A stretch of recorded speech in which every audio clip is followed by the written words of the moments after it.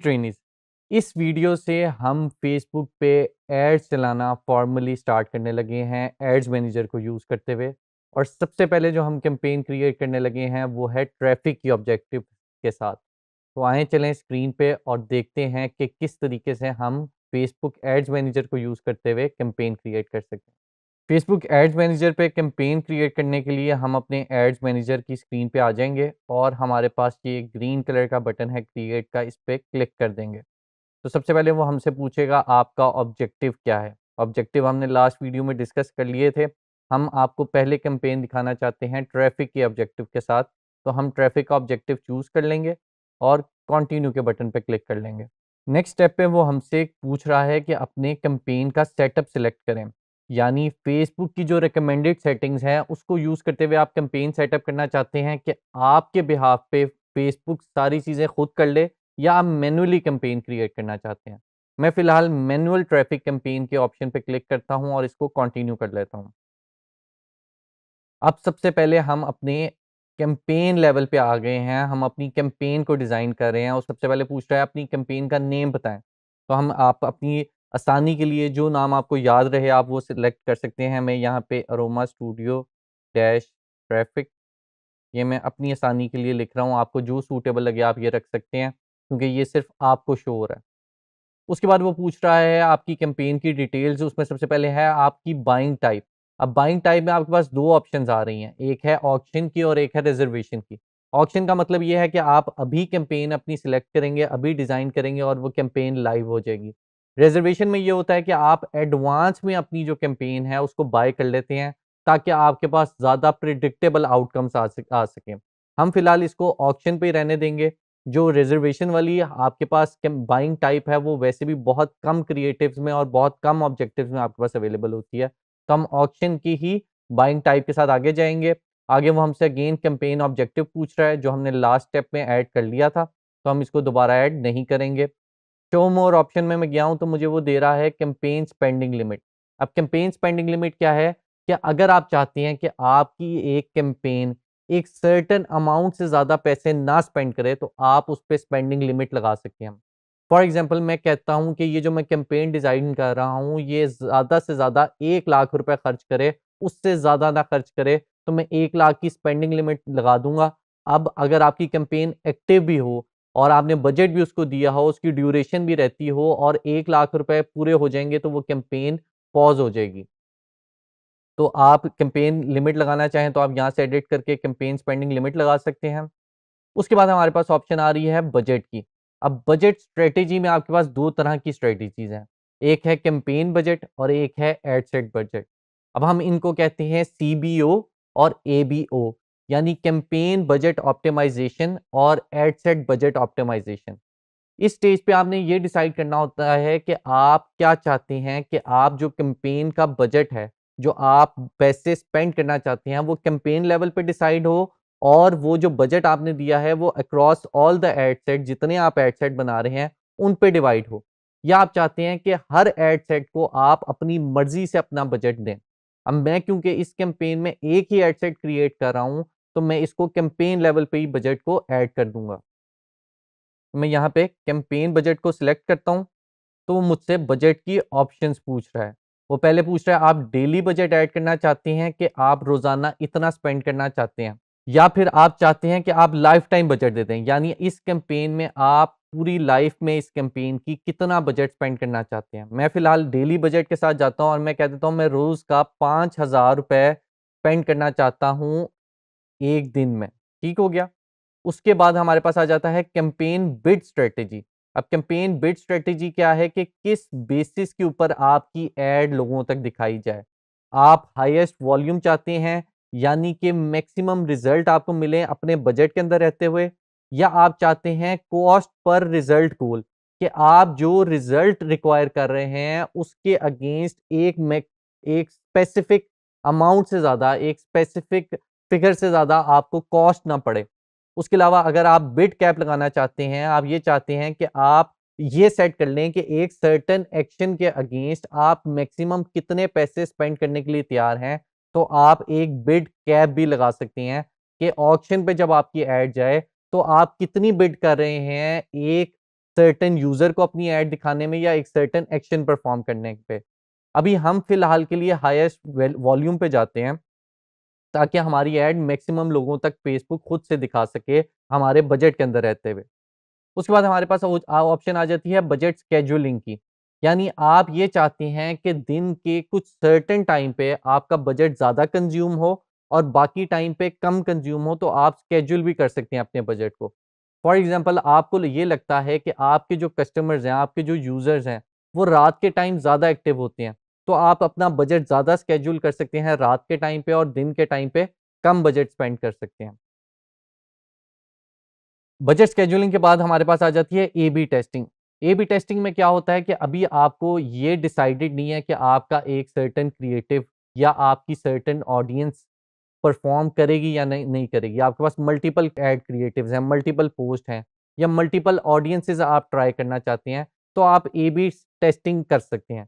यानी आप multiple ad set बना सकते हैं और फ़ेसबुक को ये कह सकते हैं कि आप इन दोनों को टेस्ट करो और मुझे बताओ कि कौन-सा जो मेरा टेस्ट है वो ज़्यादा अच्छा परफ़ॉर्म कर रहा है।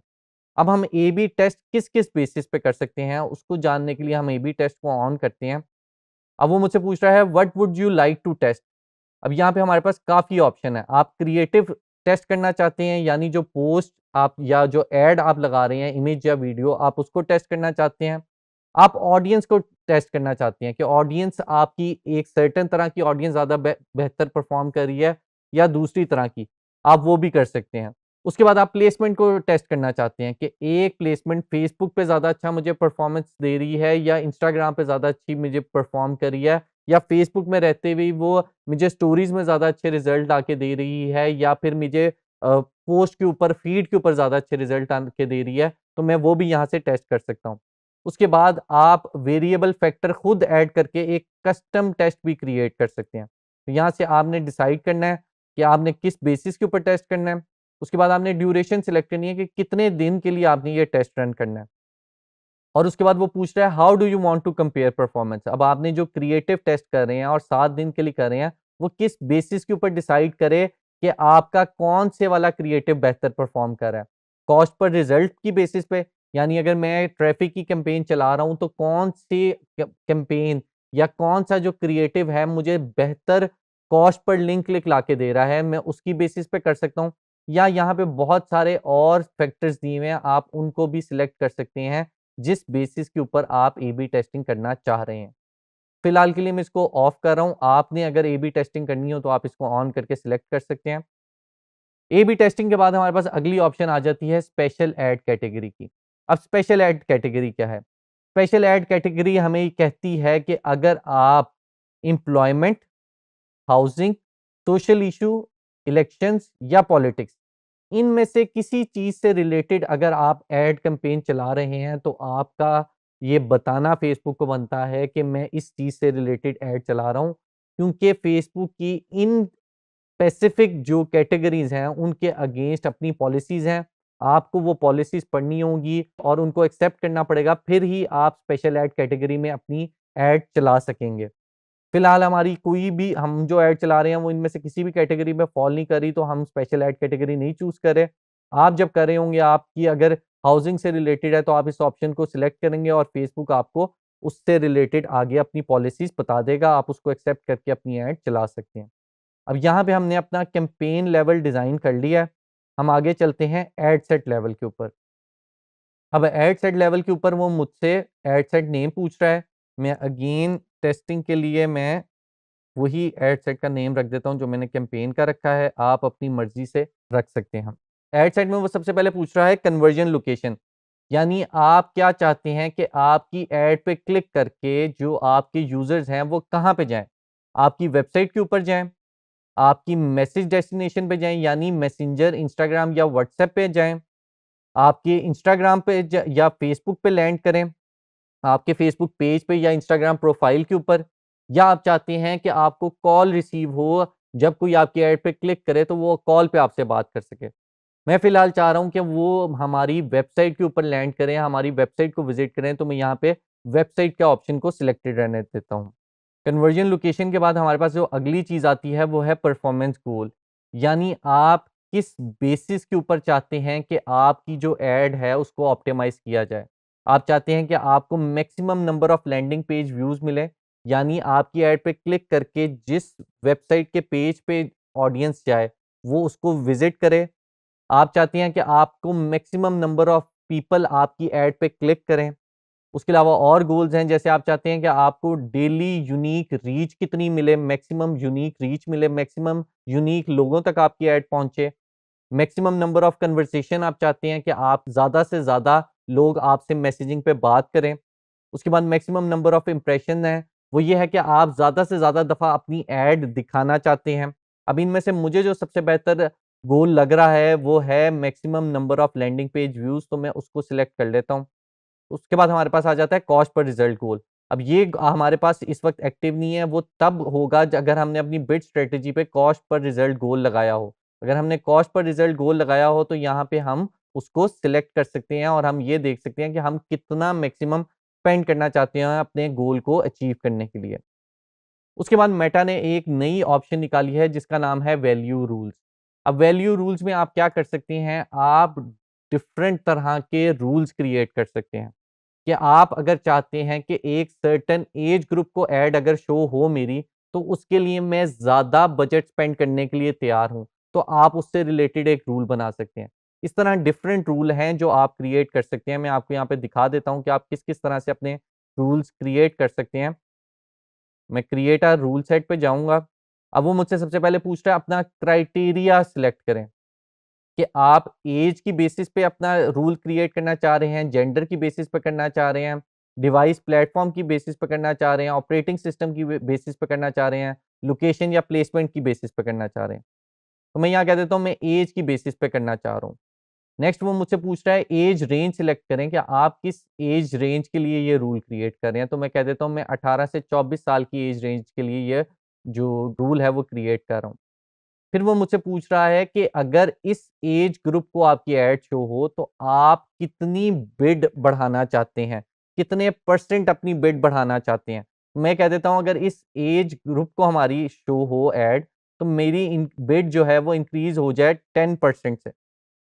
अगर आप और ऑप्शन देखना चाहें, इंक्रीज़ के बजाय डिक्रीज़ करना चाहें, तो आप डिक्रीज़ भी कर सकते हैं। यानी सर्टेन एज ग्रुप को अगर आपकी ऐड शो हो रही है, तो आप फॉर एग्ज़ाम्पल अगर ₹5 बिड कर रहे हैं, तो ₹5 की जगह मैं उसको कह देता हूँ कि ₹4 बिड करो, यानी मेरी बिड डिक्रीज़ कर दो इस सर्टेन एज ग्रुप के लिए।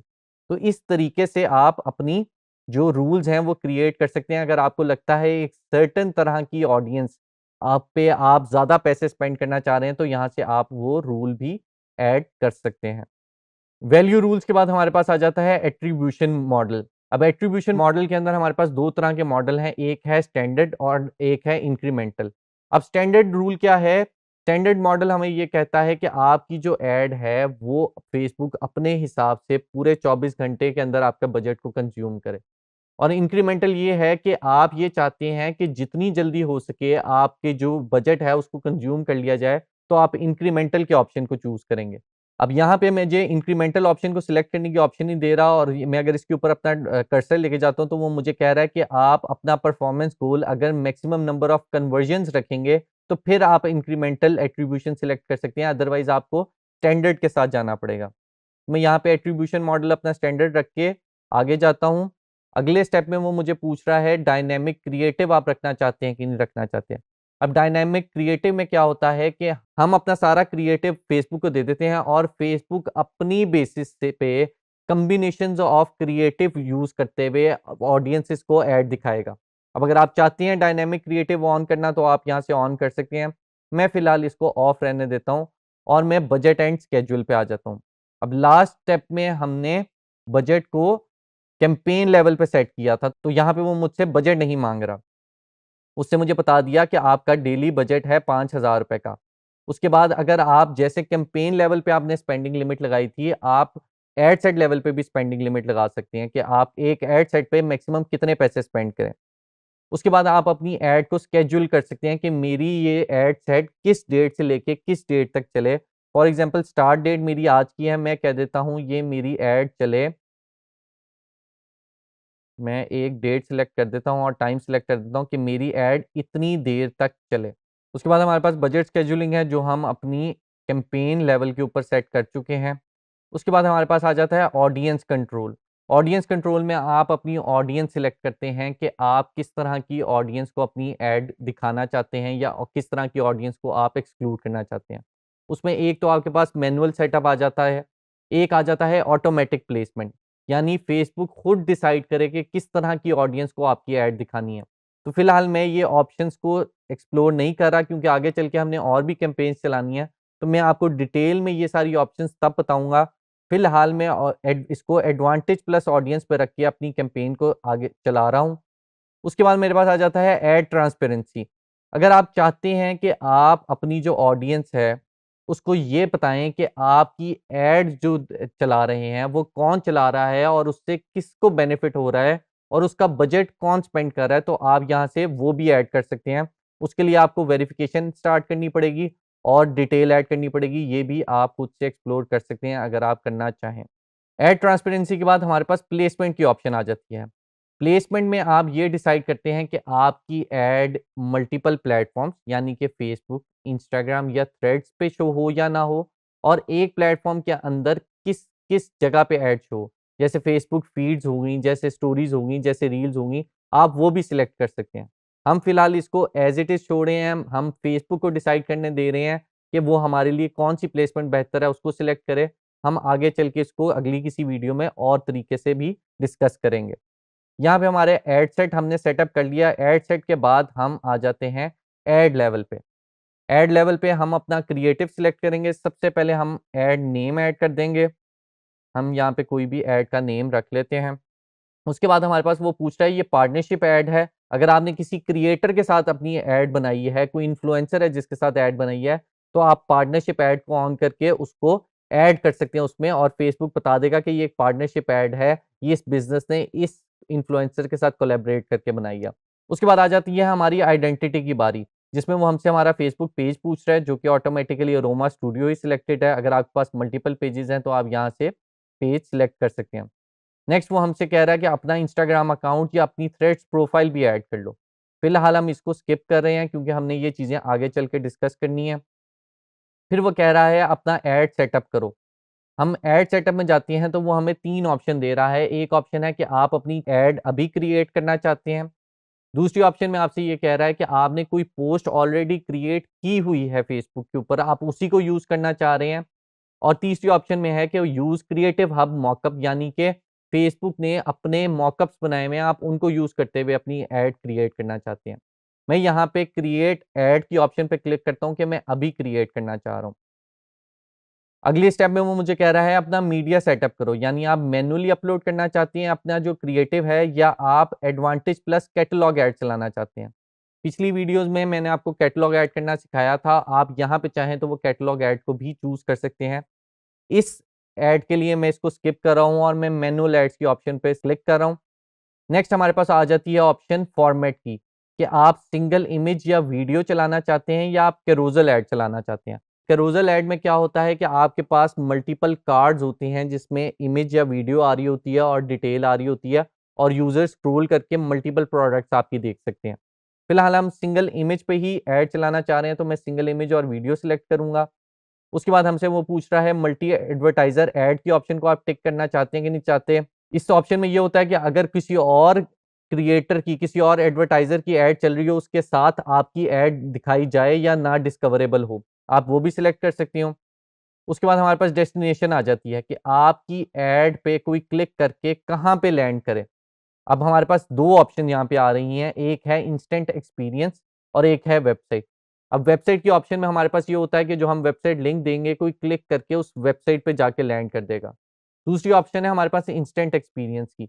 इंस्टेंट एक्सपीरियंस में ये होता है कि आप जब ऐड पे क्लिक करते हैं, तो आप फेसबुक के प्लेटफ़ॉर्म के ऊपर ही एक वेब पेज बना लेते हैं, ताकि जो ऑडियंस है उसको फेसबुक से बाहर ना जाना पड़े, वो फेसबुक पे रहते ही आपकी प्रोडक्ट्स को या आपकी डिटेल्स को एक्सप्लोर कर सके।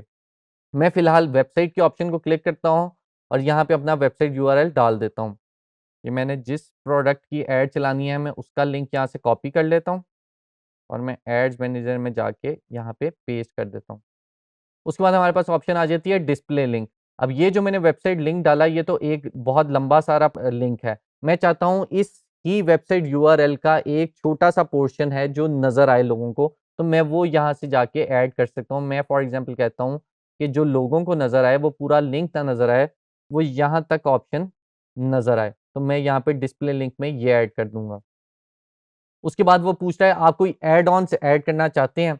यानी आप चाहते हैं कि एक तो आपने जो अपना ऑब्जेक्टिव चूज़ किया हुआ है वो तो है ही है। साथ ही ऑप्शंस ये भी दे दी जाए कि कोई आपको कॉल करना चाहे तो वो कॉल कर सके या व्हाट्सएप पे आपको मैसेज करना चाहे तो वो भी कर सके। मैं फ़िलहाल इसको नन पे सिलेक्ट कर रहा हूँ। उसके बाद वो आपसे फ़ेसबुक इवेंट का पूछता है, अगर आप फ़ेसबुक इवेंट का ऐड ऑन ऐड करना चाहते हैं या फ़ोन कॉल का करना चाहते हैं, आप वो भी कर सकते हैं। हम अब चलते हैं अपना क्रिएटिव सेटअप करने के लिए। तो मैं सेटअप क्रिएटिव पे क्लिक करता हूँ, मुझसे 2 ऑप्शन पूछ रहा है, एक इमेज ऐड की है और दूसरी है वीडियो ऐड की। मैं इमेज ऐड क्रिएट करना चाह रहा हूँ, तो मैं इमेज ऐड पे क्लिक करूँगा।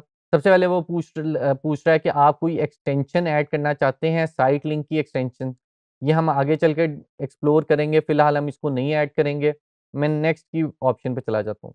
अब वो मुझे कह रहा है अपना मीडिया सिलेक्ट करो, तो उसके लिए मैंने ऑलरेडी एक क्रिएटिव बनाया हुआ है, एक ऐड बनाई हुई है, मैं उसको सिलेक्ट कर लेता हूँ, यहाँ जाके अपलोड कर लेता हूँ। ये मैंने यहाँ से अपनी ऐड को सिलेक्ट कर लिया। अब वो पूछ रहा है आप अपनी ऐड को क्रॉप करना चाहते हैं डिफरेंट साइज़ेज़ के हिसाब से, तो आप वो कर सकते हैं। मैं फ़िलहाल मुझे ठीक लग रही है तो मैं एज़ इट इज़ जाने दे रहा हूँ। अब वो पूछ रहा है अपना टेक्स्ट ऐड करें। प्राइमरी टेक्स्ट जो आपकी पोस्ट के ऊपर नज़र आता है वो ऐड करें। हेडलाइन आपके बटन के साथ नज़र आती है वो ऐड करें और अगर आप एडिशनल डिस्क्रिप्शन ऐड करना चाहें तो आप वो भी ऐड कर सकते हैं। मैंने फ़िलहाल प्राइमरी टेक्स्ट और हेडलाइन लिखा हुआ है, मैं वो जाके कॉपी कर लेता हूँ। ये मैंने अपना प्राइमरी टेक्स्ट ऐड कर दिया। आप अप टू 5 प्राइमरी टेक्स्ट की ऑप्शंस ऐड कर सकते हैं। उसी तरह ही आप मल्टीपल हेडलाइन्स भी ऐड कर सकते हैं। डिस्क्रिप्शन आप ऐड करना चाहें तो आप कर सकते हैं। मैं फ़िलहाल के लिए इसको स्किप कर रहा हूँ। उसके बाद वो मुझसे पूछ रहा है कॉल टू एक्शन। यानी हमारी जो ऐड है, उस पे जो बटन लगेगा, वो बटन क्या होना चाहिए? यहाँ पे आपके पास मल्टीपल ऑप्शंस आ रही हैं। मैं फ़िलहाल ट्रैफ़िक के ऑब्जेक्टिव से ऐड चला रहा हूँ, तो उसके लिए सबसे जो रीज़नेबल ऑप्शन है, वो है लर्न मोर का, ताकि हमारी वेबसाइट पे जाके हमारी प्रोडक्ट के बारे में यूज़र्स जो हैं, वो ज़्यादा मालूमात हासिल कर सकें। तो मैं लर्न मोर के ऑब्जेक्टिव को सिलेक्ट करके यहाँ पे कॉल टू एक्शन को नेक्स्ट बटन पे जाऊँगा। यहाँ पे वो मल्टीपल एनहांसमेंट पूछ रहा है, आप कोई करना चाहते हैं कि नहीं करना चाहते? इसको हम आगे किसी वीडियो में डिस्कस करेंगे, तो मैं फ़िलहाल इन सारों को ऑफ रहने देके डन के ऑप्शन पे क्लिक कर देता हूँ। तो ये हमारी ऐड यहाँ पे आ चुकी है। अच्छा, क्रिएटिव ऐड करने के बाद हमारे पास वो अगला पूछ रहा है हमसे ऑप्शन कि आप क्रिएटिव टेस्टिंग करना चाहते हैं, जो हमने ए/बी टेस्टिंग में भी देखा था, उस तरह से आप क्रिएटिव टेस्टिंग भी क्रिएट कर सकते हैं, यानी अप टू 5 क्रिएटिव के वर्ज़न्स आप टेस्ट कर सकते हैं। आपने लैंग्वेजेस की ऑप्शन को ऑन करना है कि आपके अपनी ट्रांसलेशन ऐड करना चाहते हैं ताकि अपनी जो लोकल लैंग्वेज है उसके लोगों तक पहुंचना चाहते हैं। उसके बाद ट्रैकिंग की ऑप्शन है, ट्रैकिंग की ऑप्शन हमने आगे जाके डिस्कस करनी है डिटेल में, तो मैं अभी इसको स्किप कर रहा हूँ। राइट साइड पे आपके पास प्रीव्यू आ रहा है कि आपकी ऐड किस तरह की नज़र आएगी। आप यहाँ पे आप देख सकते हैं कि डिफरेंट जगहों पे आपकी इंस्टाग्राम पे, फेसबुक पे किस तरह से ऐड नज़र आएगी। आप ये प्रीव्यू देख सकते हैं और उसके बाद आप पब्लिश के बटन पे क्लिक करेंगे तो आपकी ऐड रन हो जाएगी। तो ट्रेनीज़, आपने इस वीडियो में देखा कि आप किस तरीके से ट्रैफ़िक का ऑब्जेक्टिव चूज़ करके अपनी कैंपेन रन कर सकते हैं। आगे जाके हम और ऑब्जेक्टिव के थ्रू भी ऐड रन करेंगे।